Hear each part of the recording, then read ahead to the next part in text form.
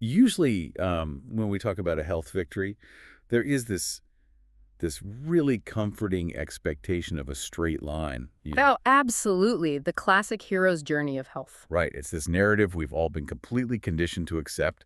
You put in the hard work, you see the numbers on the scale go down, the doctor gives you a high five, the test results come back perfectly clear, and that's it. Roll the credits.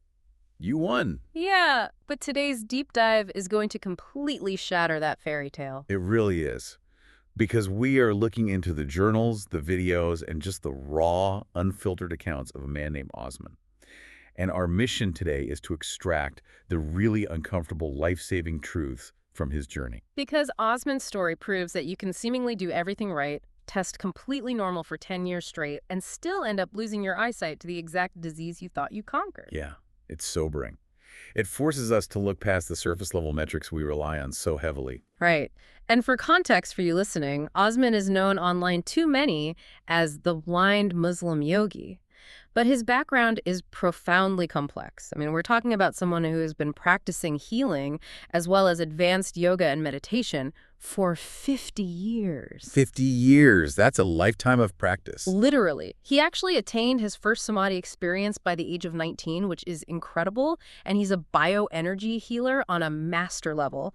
He has this telepathic healing capability that uses the principles of quantum entanglement, specifically specializing in critical care, recovery, and terminal illnesses. And he's studied extensively, right? Oh, right. Various schools of thought. Oh, yeah. The Far East, the Middle East, the West. He's synthesized all of it, and his mission is to encourage people into a scientific, results-based, and simplified methodology from these ancient sciences.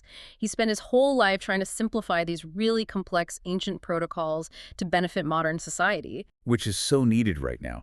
And you can actually find his specific natural therapies and resources over at his website, which is yogawellness786.com. But before we even take one step further into his protocols, we have to establish a foundational rule. Yes, the hard line. We have to draw this right now because Osman himself is militant about this fact. Exactly. The disclaimer. We cannot skip this. We absolutely cannot.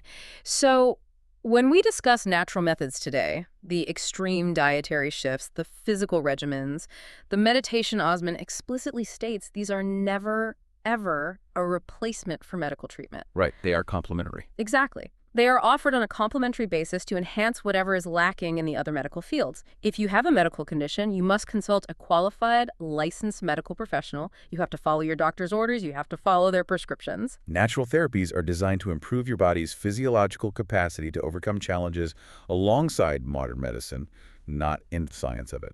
Precisely. And that medical supervision is what makes the central paradox of Osman's story so deeply unsettling. I mean, this is what we're really going to tear into today. Yeah, because we are looking at a man who started his journey weighing over 100 kilograms. Through rigorous diet and exercise, supervised by his doctors, he lost more than 20 kilograms. He shrank his waistline from a highly dangerous 46 inches down to a very lean 34 inches. And here's the kicker, He successfully got off 5 daily insulin injections. He got off his chronic high blood pressure pills. He got off his cholesterol medication.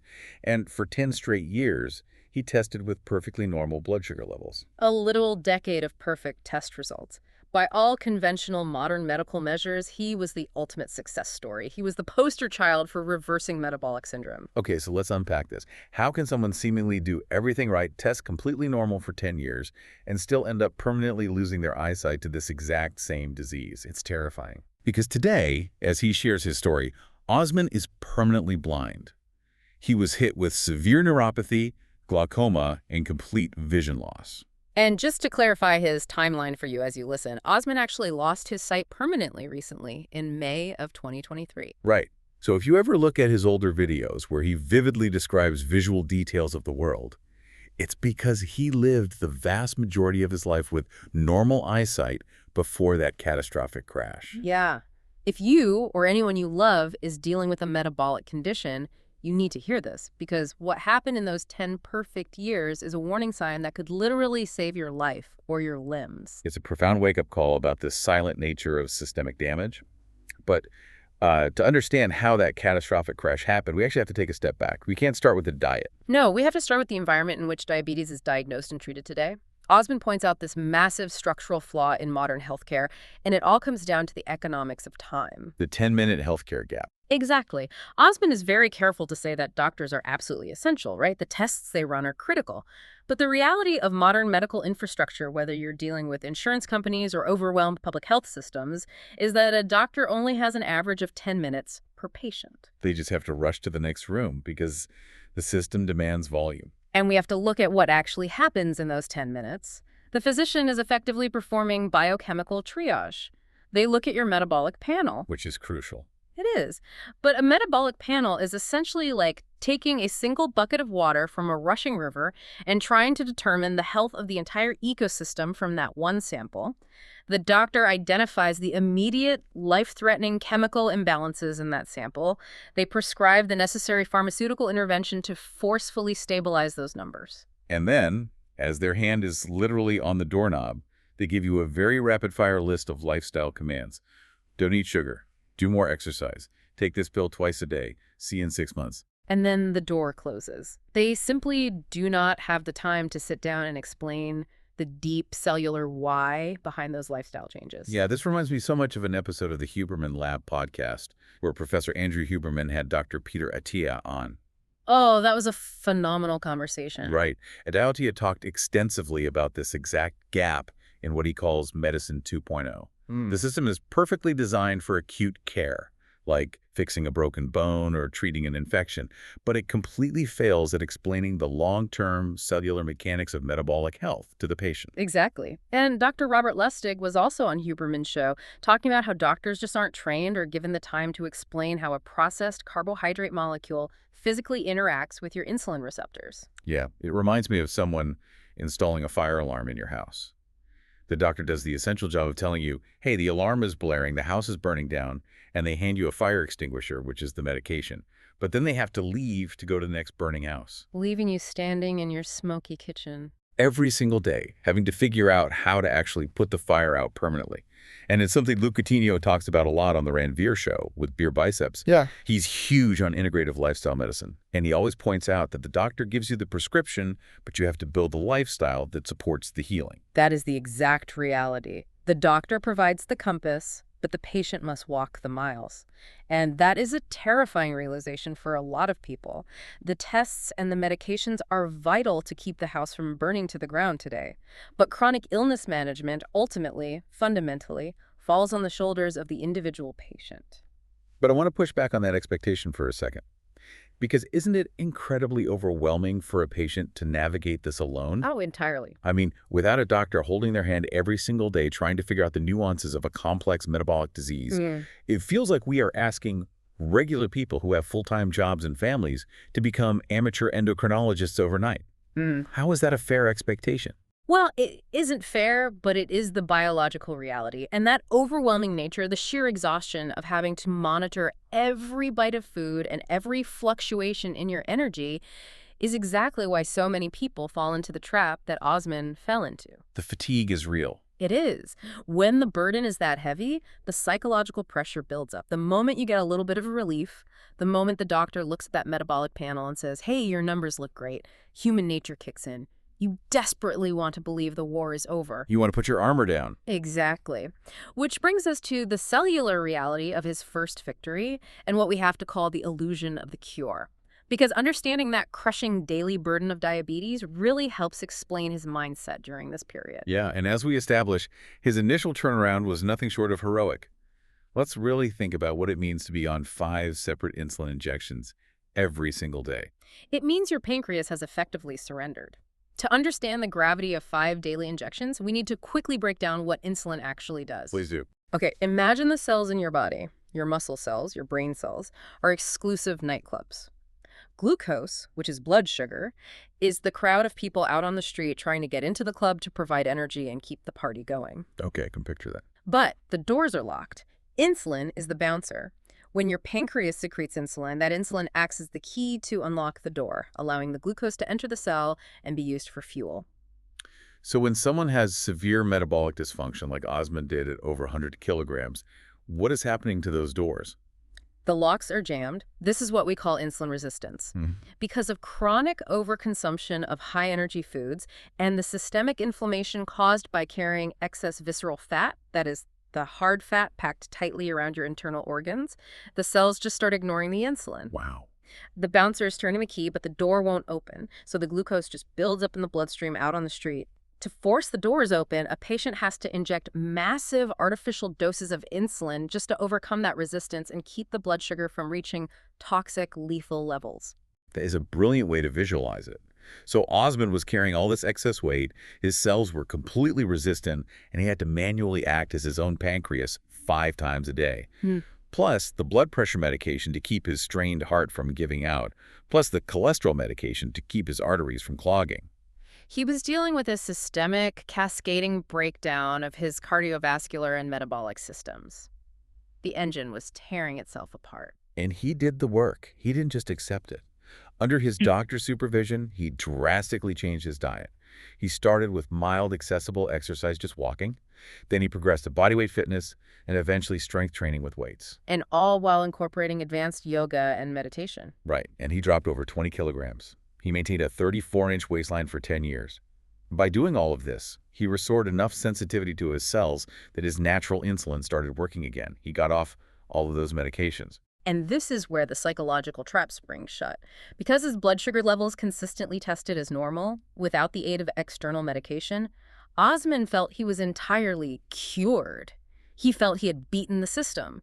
And frankly, who wouldn't? It makes complete sense to me. If you study for a test and you get an A+ for 10 years straight, you naturally assume you know the material. You assume you don't have to study quite as hard anymore. But diabetes isn't an academic subject you master.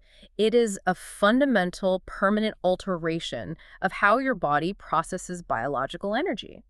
Because his immediate localized blood tests didn't spike, Osman believed he had room to negotiate with the disease. He believed he had earned a margin of error. And that leads to the fatal flaw, the negotiation. He started letting things back in, just occasionally. Yeah. Sweet, regular products, chocolates, desserts, ice creams. He would go to a social gathering, have a treat, check his blood sugar later. It was normal. Right. So he thought, I'm safe. My metabolic engine is fully repaired. My body can handle this now. What's fascinating here is how the human body is incredibly adept at masking cumulative microscopic damage. The body has immense redundancy built into its systems. Osman issues a very stark warning in his materials regarding this exact phenomenon. Refined sugar is a poison that doesn't always show harm immediately. It builds up silently over a 5 to 10-year period. This sounds exactly like what Jessie and Chosby, the glucose goddess, talked about when she was on the Diary of a CEO with Stephen Bartlett. Oh yes, that was a great episode. She explains so clearly how these hidden glucose spikes are silently aging us from the inside out. Your baseline metrics on a Tuesday morning might look perfectly fine. The specific drop of blood you pull from your fingertip at that exact moment of the test might have a normal, stable glucose concentration. But that absolutely does not mean the underlying vascular and neurological damage isn't progressing in the dark. Exactly. Dr. William Lai was also on Stephen Bartlett's podcast talking about angiogenesis and how our blood vessels are literally the foundation of health.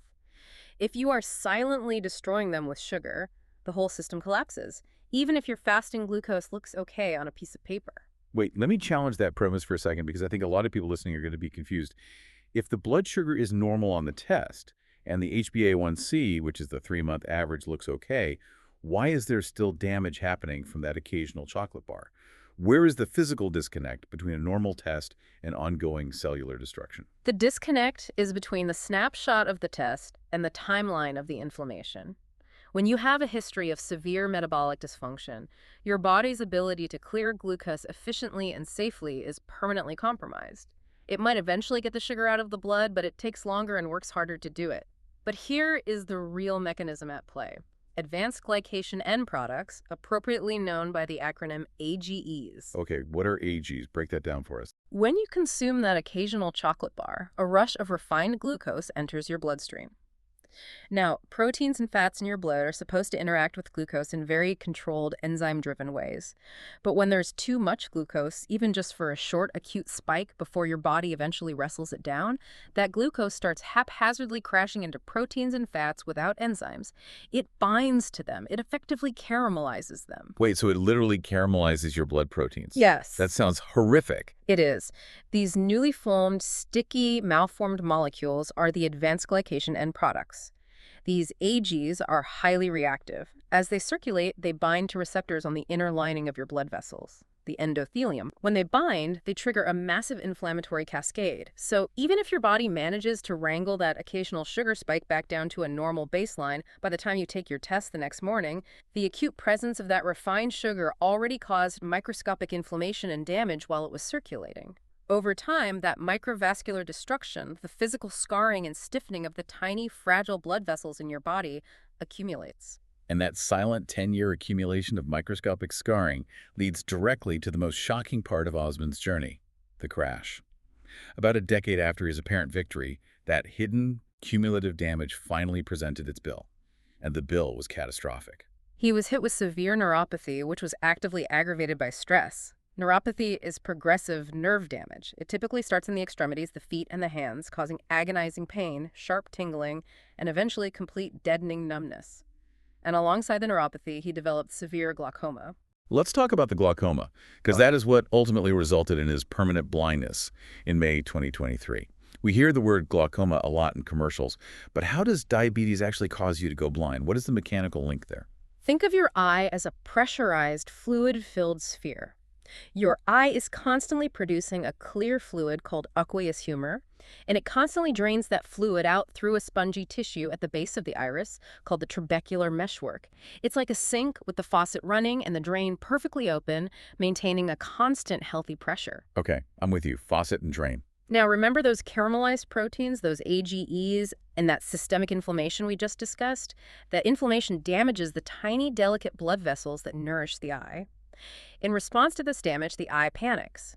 It desperately tries to grow new abnormal blood vessels to bypass the damaged ones. But these new vessels are weak, leaky, and they grow in the wrong places. They physically grow into and block that drainage meshwork. Oh, wow. So the sink is suddenly clogged, but the faucet is still running? Exactly. The fluid has nowhere to go. The pressure inside the eyeball begins to build relentlessly. This high pressure pushes directly against the optic nerve at the back of the eye. The optic nerve is the critical cable that sends the visual images to your brain. Right. As the pressure crushes the nerve fibers, they slowly die off. You lose your peripheral vision first, often without even noticing. By the time you realize your vision is tunneling, the nerve is already dead. And once the optic nerve is severed by that pressure, it cannot be repaired. That is how Osman lost his sight completely. In his own raw, unvarnished words, he says, "Right now, currently, I am permanently blind, lost my eyesight completely." Hearing that reality, it is a terrifying emotional beat. It completely shatters this false sense of security we get from a piece of paper at the doctor's office. It really does. It means you can be walking around, going to work, playing with your kids, thinking you're doing great because your numbers were fine at your physical, while your house is silently burning inside the walls. Because the retinas in your eyes and the nerves in your feet rely on the absolute smallest, most delicate capillary networks in the entire human body. The capillaries in your eyes are like the outermost branches of a tree during a drought. When the trunk, the main metabolic system is struggling, those distant, fragile branches are the first to wither and dry out. That's a great analogy. If there is systemic microvascular destruction happening over a decade due to occasional, seemingly harmless sugar consumption, the eyes and the nerves are the very first tissues to suffocate. So the normal test result just means there wasn't a massive 5-alarm fire in the living room at that exact second the blood was drawn. It doesn't mean the wiring inside the walls isn't slowly melting away day after day. Precisely. And facing this reality, facing the darkness of permanent blindness, forced Osman into a massive, uncompromising paradigm shift. He realized that the concept of moderation was a deadly myth for him. He realized the absolute necessity of a zero-tolerance policy. If he wanted to save the nerves he had left in his body, if he wanted to save his limbs, he had to stop the internal damage immediately. He had to stop feeding the fire. Which brings us to the core of his strict nutritional blueprint. What must be completely unequivocally eliminated. And when I say completely, I mean Osman's mandate is total elimination of high glucose foods and refined sugars. He says it as plainly as humanly possible. You cannot have it for as long as you live. You cannot have it on occasion. It is a radical, almost aggressive departure from the standard dietary advice of everything in moderation. We hear that constantly. Just have a little bit, it's fine. But for someone with a severe metabolic condition, moderation is the slow, agonizing path to amputation. He advocates for the total, permanent removal of refined carbohydrates, saturated fats, and all commercial vegetable oils. He also specifically flags processed meats. He calls out things like store-bought kebabs, sausages, and preformed burger patties. Now, from a macronutrient perspective, a lot of people might be confused by that. Meat doesn't have carbohydrates. Meat doesn't spike your blood sugar like a candy bar. So why are processed meats on the absolute ban list? This raises an important question about the difference between looking at a food's macronutrient profile and looking at its actual biological impact. When meat is heavily processed into a patty or a commercial sausage, it goes through mechanical and chemical rendering. To make these cheap cuts of meat palatable and give them a long shelf life, manufacturers pack them with hidden, highly processed saturated fats. Which we know are terrible for insulin resistance. Yes. Exactly. And they add artificial nitrates and preservatives, which have been shown to directly impair endothelial function again, damaging the lining of those precious blood vessels. Furthermore, they use heavy spices and artificial flavorings to mask the low quality of the ingredients, making them hyperpalatable so you overeat them. That combination of oxidized fats, chemical preservatives, and systemic inflammation is highly harmful to someone actively trying to reverse microvascular damage. Here's where it gets really interesting to me, strictly from a psychological standpoint. How does someone mentally accept that reality? Think about your own pantry right now. Think about your favorite holiday meal. How do you wake up one day and accept that you can never, ever have a single slice of your child's birthday cake again? That you can never have a casual dessert at a restaurant with your spouse for the rest of your natural life? It requires a brutal, uncompromising level of self-honesty that most people spend their entire lives avoiding. Osman unpacks this blunt mindset shift perfectly. He says, and this is a direct quote, "You're diabetic. You're not a normal person." Now, to our modern ears, that sounds incredibly harsh. It sounds exclusionary. But clinically speaking, it is actually profoundly liberating. Liberating. How is telling yourself you aren't normal liberating? Because once you accept that your biology operates under a fundamentally different set of rules than the person sitting next to you, you stop mourning the things you can't have. You stop comparing your plate to their plate. You stop trying to negotiate with a disease that is fundamentally driven by diet. Right. The mental anguish, the daily struggle of willpower comes from the negotiation. Maybe I can just have one bite. Maybe if I run an extra mile tomorrow, I can eat this today. Once the negotiation is completely over, the path becomes clear. Restrictive? Yes, incredibly so, but entirely clear. You are not a normal person. It's almost like realizing you have a severe anaphylactic peanut allergy. If you know peanuts will close your throat, you wouldn't sit around and say, well, I'll just have one peanut on my birthday, I deserve a treat. You just accept, without emotion, that peanuts are literal poison to you. Osman had to reach a point where he accepted that refined sugar is literal vascular poison to his specific body. And to build on that, the tragedy is that a peanut allergy is immediate. You see the consequence in seconds, so you learn the lesson instantly. Diabetes is a slow-motion allergy. It takes 10 years for the throat to close, so to speak, which is why you have to rely on logic and discipline rather than immediate physical feedback. So if you are a listener right now and you are tracking this, if you eliminate all refined sugars, all refined carbs, saturated fats, all standard vegetable oils, and all processed meats, what in the world is left? How is he actually getting enough caloric energy to survive and function without triggering an inflammatory insulin response? What is actually on the plate? To rebuild the plate, Osman leans heavily into the clinical research of Dr. Jason Fung. Oh, Dr. Fung. He was in Joe Rogan's podcast a while back, wasn't he? Yes, exactly. That episode of the Joe Rogan Experience was massive for bringing these concepts mainstream.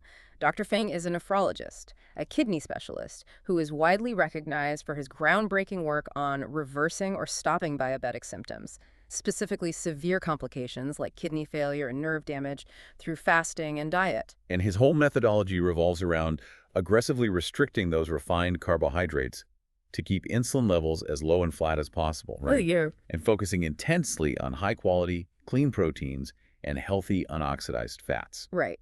And Osman is very specific about the sources of those foods. He highly recommends adopting a whole foods, plant-based diet if it is realistically possible for the individual. He points toward fresh fruits, fibrous vegetables that slow down the absorption of any natural sugars, raw nuts, and plant-based fats. He speaks incredibly highly of avocados, for instance. He calls them amazing, a true superfood, and a fantastic source of healthy fat that you can genuinely learn to love and rely on for satiety. Avocados are amazing. They are a perfect example of food as medicine in this context. They are rich in oleic acid, a monounsaturated fat that actually helps reduce cardiovascular inflammation rather than contributing to it like a processed saturated fat would.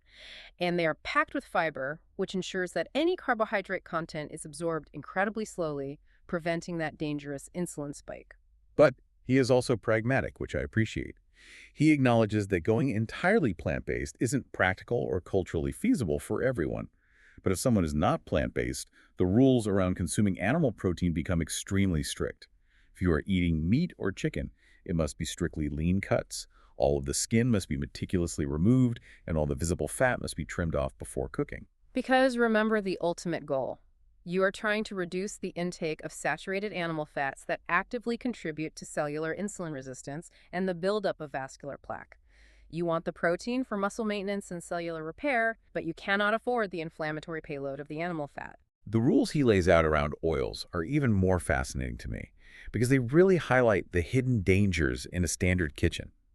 He says you must cut out all standard clear plastic bottle vegetable oils entirely. Things like canola oil, soybean oil, corn oil, they are completely off the table. No. The only oils allowed in his protocol are a very small amount of high-quality olive oil, chia seed oil, or flaxseed oil. And his deep dive into the sourcing and consumption of flaxseed oil is so specific, it honestly kind of blew my mind. Let's explore that flaxseed oil protocol in detail because this specificity is the absolute key to understanding why natural methods are actually highly complex scientific interventions, not just casual lifestyle choices. Right. So he explains that if you choose to consume flaxseed oil for its vital omega-3 benefits, you take exactly 1 tablespoon per day. No more, no less. But you can't just walk into a grocery store and grab any random bottle off the baking aisle shelf. He insists it must be cold-pressed. It must be 100% natural and minimally processed. And crucially, this is the part that made me rethink my own shopping habits. You have to buy it from a refrigerated section.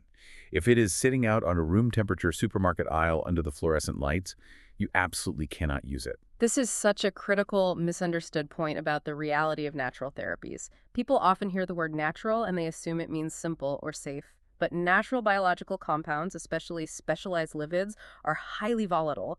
Omega-3 fatty acids, which are abundant in flaxseed oil, are incredibly beneficial for reducing systemic inflammation and providing the building blocks for nerve health. They are essential, but their molecular structure makes them highly susceptible to a process called lipid peroxidation. In simple terms, they oxidize easily. I remember Dr. Rhonda Patrick talking about this exact thing on Joe Rogan's show too, the oxidation of omega-3s. What actually causes them to oxidize on the shelf? Heat, light, and oxygen. If these delicate seeds are exposed to high heat during the industrial extraction process, which is why Osman mandates cold-pressed oil, the molecular bonds break down. If they're bottled in clear plastic and exposed to UV light, or if they're sitting at room temperatures for weeks or months on a supermarket shelf, those delicate fats oxidize. They literally go rancid on a microscopic level. So if you don't know this and you buy the room temperature bottle thinking you are doing something great for your health, what actually happens when you swallow it? When you consume an oxidized fat, your immune system does not recognize it as a healthy nutrient. It recognizes it as a foreign, damaged invader, a free radical. Your macrophages, which are your immune system's cleanup cells, attack it. This immune response creates systemic inflammation in your gut and your bloodstream. So instead of taking a natural medicine that heals inflammation and soothes your damaged nerves, you are swallowing a spoonful of rancid fat that actively pours gasoline on the inflammatory fire you are trying to put out. The refrigerator is non-negotiable because the cold temperature slows down the molecular degradation and keeps the bonds stable. It really emphasizes that you cannot just be a passive consumer of your health. You can't just read a headline that says omega-3s are good and buy the cheapest option. You have to be an active, educated investigator. Osman himself warns about getting misguided by fantastic, too good to be true claims on the internet. There are a million voices out there selling a million miracle supplements, but if you don't understand the basic biochemistry of how these things are processed, extracted, and stored, you are wasting your money. Or worse, you are actively harming your own recovery. And that level of active engagement segues perfectly into the physical execution of his protocol, because diet is the foundation, absolutely. You cannot outtrain a toxic diet. But movement, mechanical loading, and strict bodily metrics are the engine that actually drives the recovery of the tissues. And again, looking at his physical progression, he didn't just jump into the deep end out of panic. The progression was highly logical and measured. When he was weighing over 100 kilograms and his joints were severely compromised, he didn't start by running marathons or doing extreme high-intensity interval training. That would have caused massive orthopedic injury, which would have spiked his cortisol, which would have increased his insulin resistance. The body is an interconnected web. Dr. Andy Gelpin talked about this on Huberman Lab, how muscle acts as a sink for glucose, but you have to build that capacity safely without destroying your joints in the process. Exactly. So he started with daily walking, just getting the physical body moving, improving basic circulation, and teaching the skeletal muscles to start acting as a sink for glucose again. From walking, he carefully moved to bodyweight fitness. Once he built that ligament and tendon foundation, he progressed to strength training with weights. And throughout all of this, a constant daily practice of yoga and meditation. Which is such a massive pillar of his healing. It is. And for those listening who want to explore that specific aspect, Osman actually provides a free 5-minute yoga and meditation program available for download directly on his website, yogawellness786.com. It's a beautifully graduated system that respects the body's current limitations while constantly pushing its boundaries. He also has a Patreon channel you can access through his website for paid live, daily video lessons, online lessons, and one-to-one consultations. But all the relevant foundational information is free on his YouTube. Right. But the physical movement is paired with something that I think a large portion of modern society deeply struggles with today. Absolute, brutal, mathematical honesty about bodily metrics. Osman demands that you must know the specific clinical medical recommendation for your body weight based on your exact height. He is uncompromising on this front. He said, do not rely on looking in the mirror to judge your health. Right. Do not judge your progress by how your clothes fit. And most importantly, do not listen to your friends or family who say, oh, you look fine, you're not that big. Treat yourself. He calls this out as a massive, subtle danger to recovery. If we connect this to the bigger picture of our current culture, we are living in an era of immense societal pressure to be accommodating, polite, and validating about physical appearance. And let me be clear. Body positivity has a deeply important, rightful place in protecting mental health, fighting stigma, and preserving inherent human self-worth. Everyone deserves dignity. But Osman is highlighting the deadly biological danger of toxic positivity when it is applied in the context of a severe metabolic disease. Toxic positivity. That is a heavy phrase, but it perfectly captures the dynamic. When your well-meaning friends are validating your appearance to make you feel comfortable and accepted in a social setting, they might inadvertently be enabling a deadly metabolic condition. Because your biological systems do not care if your friends think you carry your weight well. Your friends are looking at your subcutaneous fat, the soft fat directly under the skin, but they cannot see the visceral fat. The dangerous stuff. Exactly. Dr. Mary Claire Haver talked about this extensively on the Mel Robbins podcast, how visceral fat is hormonally active and drives disease. They cannot see the hard fat packed around your liver and your pancreas choking off their function. The microvessels in your eyes and your kidneys are still being crushed under the systemic inflammation of that visceral adiposity, regardless of how many compliments you receive. And he has a specific mathematical rule for this that I found incredibly practical, though very strict. He calls it the middle rule. He says if you look at a clinical chart, your doctor tells you that for your specific height and bone structure, your safe recommended weight range is, let's say, 60 to 75 kilograms. Do not look at that chart. Aim for 75 kilograms. Hit that absolute maximum top number and then excuse it by saying, well, I'm big boned or I have a lot of muscle, so the absolute top end of the chart is perfectly fine for me. Because doing that leaves you with absolutely zero margin for error. Think about the reality of daily life. If you are sitting right at the maximum limit of your metabolic capacity, what happens when you get the flu and can't exercise for 2 months? What happens when you go on a vacation and your diet slips? You immediately cross the threshold into active metabolic dysfunction. You are one bad weekend away from systemic inflammation. Exactly. You are constantly walking on a tightrope over a canyon. So his rule is that you have to aim safely for the middle. If your range is 60 to 75, you aim for 67 or 68 kilograms. You build yourself a buffer zone. If you are currently sitting near the maximum end of your allowed range, you have to do everything in your physiological power to reduce it safely. You cannot play psychological games with the margins when the stakes are your eyesight and your limbs. Because the strictness of these diet and weight goals naturally triggers a very common, very powerful psychological defense mechanism. When patients are faced with the terrifying reality of having to give up their favorite comfort foods forever and the daunting task of achieving an aggressively lean body weight, they rebel. The inner child throws a tantrum. And Osman addresses this rebellion head on with a level of candor you rarely hear in a doctor's office. Yeah, he takes on the ultimate conversational trump card that people play. We have all heard this argument, or maybe even used it ourselves, the "I'd rather die enjoying my food" argument. Someone's diagnosed with a severe condition, they are told to fundamentally change their diet, and they defensively say, look, I'm going to die of something eventually anyway, I might as well enjoy my life and eat what I want. If a steak and a piece of pie takes a few years off my life at the very end, so be it, I'll die happy. Right. Osman dismantles this romanticized notion completely. He dismantles it because it is based on a fundamentally flawed, almost childish premise of how chronic disease actually operates. He states clearly that death is not the actual problem you should be fearing.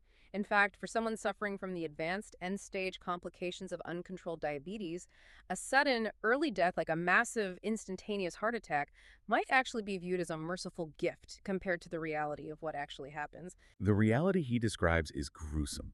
It is deeply uncomfortable to listen to.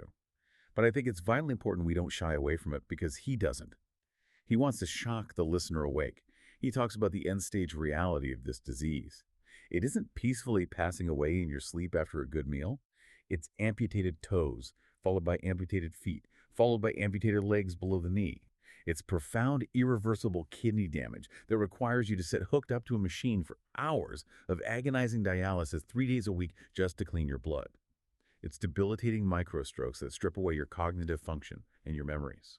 It's living in adult napkins because nerve damage has robbed you of the ability to control your own bladder and bowels. He says, and this exact quote gave me visceral chills, you do not go to your grave peacefully. You're going to go to your grave piece by piece. Piece by piece. It is a chilling, horrifying image. Let's break down mechanically why that happens, specifically the amputations, because it ties everything we've talked about together. Why do diabetics lose their feet? We discussed diabetic neuropathy earlier, the death of the nerves in the extremities due to suffocated capillaries. The nerves are wrapped in a protective coating called the myelin sheath, maintained by Schwann cells. When the blood supply dies, the Schwann cells die, and the nerve short circuits. You lose sensation, you lose what we call proprioception. So your foot goes completely numb. Right. Now imagine you are walking barefoot in your house, and you step on a tiny piece of glass or a sharp pebble. A normal person feels pain, stops, cleans the wound, and puts a bandage on it. A patient with severe neuropathy feels absolutely nothing. They go to sleep with an open wound on their foot. Bacteria enters the wound. Now, because the blood vessels in that foot are already destroyed by decades of glucose damage, the immune system cannot send white blood cells down there to fight the infection. The tissue begins to rot. Gangrene sets in. By the time the patient notices the smell or the discoloration, the tissue is dead. The only medical option left to save the rest of the body from sepsis is a surgical saw. It is a mechanical, relentless, and terrifying cascade of failures. So what does this all mean for you as a listener? It means the choice you are making at the dinner table isn't between living a long, boring life eating salads and living a short, fun life eating burgers. The choice is between preserving your physical autonomy, your mobility, and your dignity, versus a slow, agonizing, humiliating degradation of your physical form over decades. You spend the last 10 years of your life in waiting rooms, operating rooms, and rehabilitation centers, becoming a massive burden to the family you love. It explains exactly how preserving long-term human dignity must completely supersede the fleeting, instant gratification of the palate. A taste lasts for 10 seconds.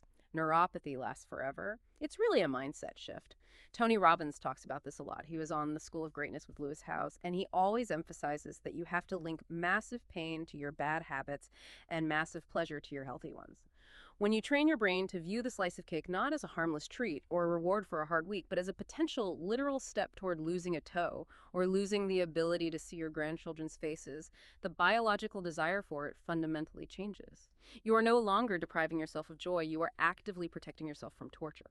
And here is where the story shifts from a cautionary tale into something deeply inspiring. Despite the dark reality of his permanent blindness, which remember is not a hypothetical for him, he is living in darkness right now. Osman's story does not end in bitterness or defeat.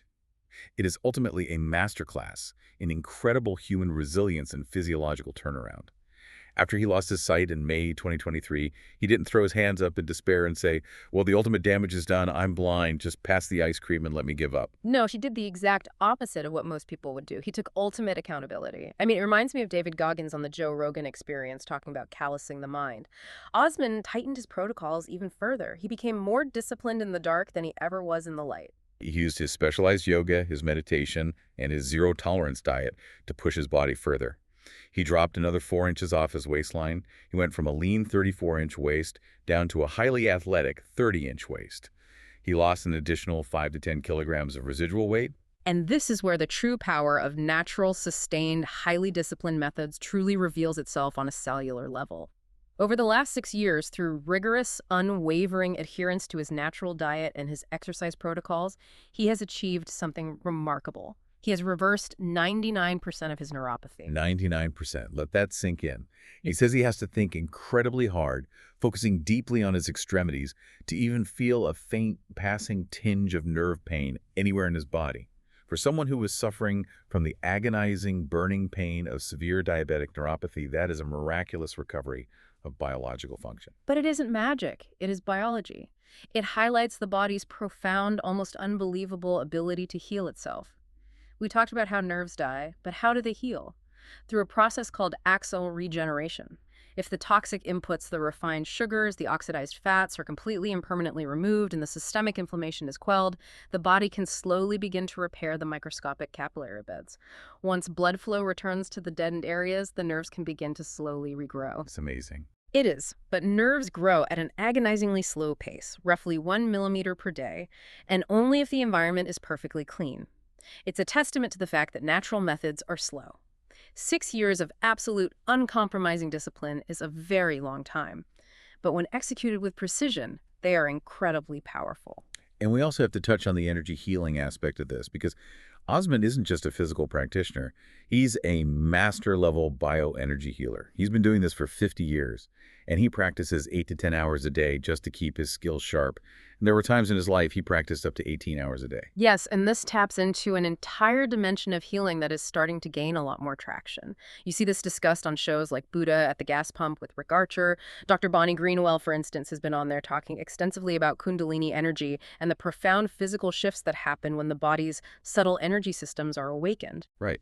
And you look at the classic texts that Osman draws from.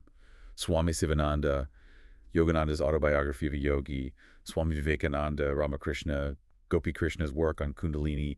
These aren't just philosophies. They are deep, rigorous sciences of the human nervous system. Exactly. Deepak Chopra was on Rainn Wilson's Soul Boom podcast recently talking about quantum healing, the idea that consciousness and the physical body are inextricably linked at a quantum level.